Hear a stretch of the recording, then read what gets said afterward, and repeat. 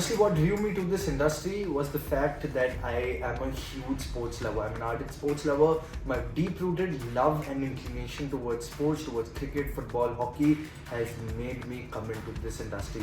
And I also want to change a lot of things in the industry. I want to make sure that the Olympic sports and all the unconventional sports like handball, like hockey to some extent right now, all these sports come into the limelight. That is my main aim, and that is one of the main reasons why I have entered into this industry.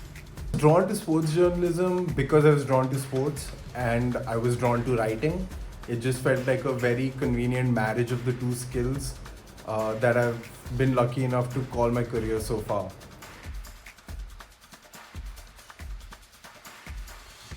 Some of the challenges I have faced is, firstly, I would like to say that, I was a complete sports nut only in terms of cricket. I was only a cricket lover. I never knew about other sports like volleyball, hockey.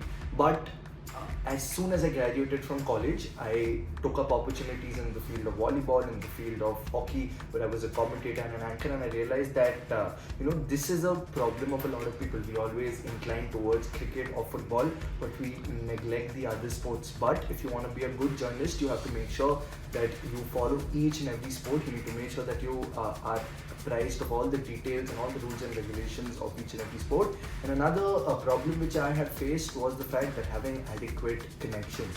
So this is my urge to everybody in the sports industry who want to become journalists, who want to become commentators, writers, is that make sure that you talk to everybody in the industry. The sports industry is not a very huge industry. It's a small industry, compact industry. So it's very important that you know each and every one, be it the cameraman, be it the producers, be it the writers.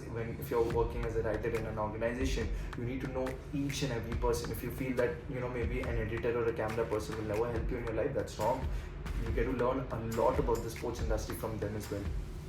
Some of the challenges that come up with sports journalism, especially in India, is that opportunity is tough, especially if you're not focused on cricket. And always trying to find opportunities where you're being respected and you get a chance to do the work that you're really passionate about.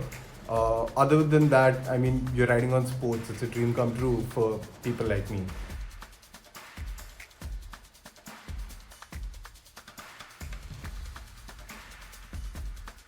My biggest piece of advice to people who are aspiring sports journalists is to use the platform LinkedIn very well.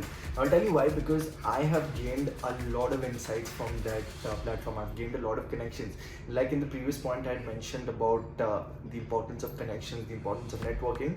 So networking is something which is very important. You need to make sure that you network in a lot of tournaments which are happening, events which are happening, talk to as many number of people as you can. And another point is that keep yourself apprised of different sports, or not only cricket and football, but make sure that you speak about volleyball, make sure that you know about hockey, you know about basketball, you know about mixed martial arts, because you never know when an opportunity comes up. And also one more thing is that whenever an opportunity comes up, and if you believe or if you feel that you're not ready for it, then that's actually wrong. You need to be ready for that opportunity. How do you be ready for it?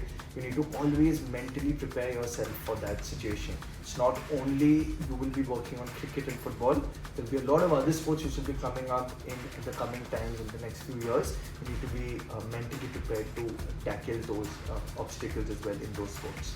Interested in a career as a sports journalist, do not get discouraged, because at the start there are some very common ways that people get into this field, certain websites that allow students and non-writers to write, and that's where you start. You have to start slow.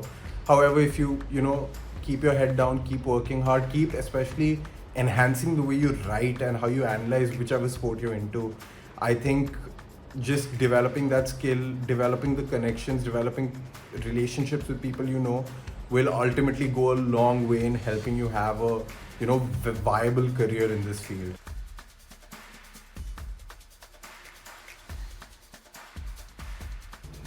I feel that the sports industry is going to increase with more and more money being pumped into this sports industry, with more and more leagues and tournaments coming up, be it the Prime Volleyball League in volleyball, then we had the juniors in hockey, there's the chess Olympiads that are happening in chess as well.